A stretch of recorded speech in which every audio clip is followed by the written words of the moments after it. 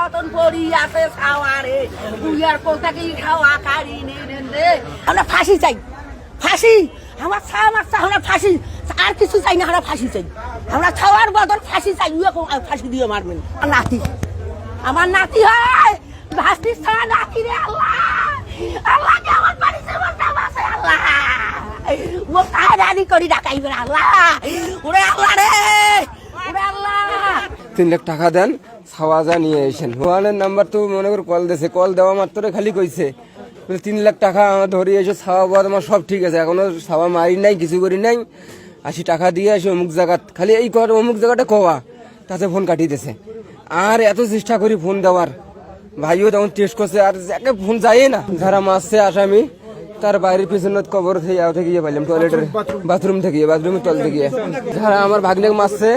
ওদের ফাঁসিয়ে আমি চাই কাল থেকে তো বলাটা নেখোঁজ একটার পর থেকেই নেখোঁজ হওয়ার পর মাগরিব পর্যন্ত খোঁজাখুঁজি করছে পায় নাই মাগরিবের পর ফোন আসছে ওই যে ছেলেটা মার্ডার হয়েছে তার মার কাছে ফোন দিছে ফোন দিয়ে তার কাছে টাকা চাইছে 3 লাখ টাকা এভাবে 4টা ফোন আসছে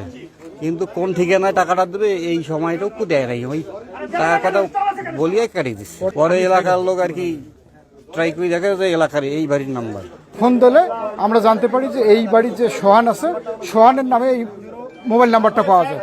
তারপরে আমরা সোহানকে জিজ্ঞাসা করলে সোহান অস্বীকার করে বাচ্চাটাকে যে নির্মমভাবে হত্যা করা হয়েছে আমরা এলাকাবাসী হিসাবে এই হত্যার সুষ্ঠু তদন্তের মাধ্যমে দোষীদের সর্বোচ্চ শাস্তি নিশ্চিত করার দাবি জানাই এবং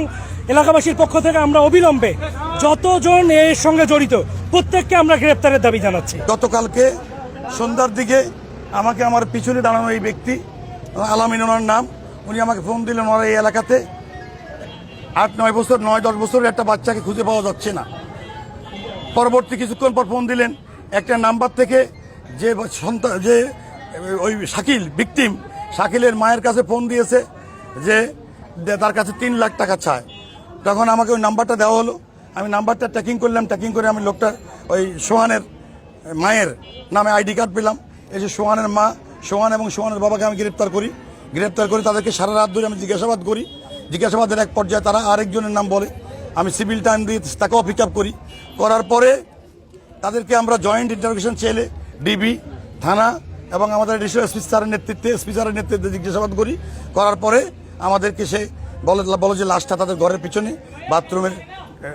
পাশে গর্ত করে করা হয়েছে তাকে তো আমরা আমাদের ওই অফিসে রেখে মোবাইলে তার মাধ্যমে লোকেশন নিয়ে আবার আমরা এখানে আমি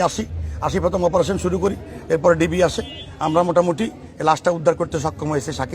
শাকিল তার বয়স 9 বছর এই পার্শ্ববর্তী আনসারিয়া নুরানি মাদ্রাসা সে 3য় শ্রেণীর ছাত্র তার মা অন্ধ তার বাবা চট্টগ্রাম থাকে এটা মামলা দায়েরের প্রস্তুতি চলছে এই লাশকে আমরা যেটা ব্যাপার দেখলাম লাশের 2 হাত বাঁধা পাটের রশি দিয়ে গলার মধ্যে একটা পলিয়ার রশি দিয়ে লাইনের রশি দিয়ে বাঁধা একে রশি দিয়ে টেনে শ্বাসরুদ্ধ করে হত্যা করা হয়েছে এটা তাকে হত্যা করে লাশ গুম করার জন্যে আলামত গায়েব করার জন্যে এই কাজ করা হয়েছে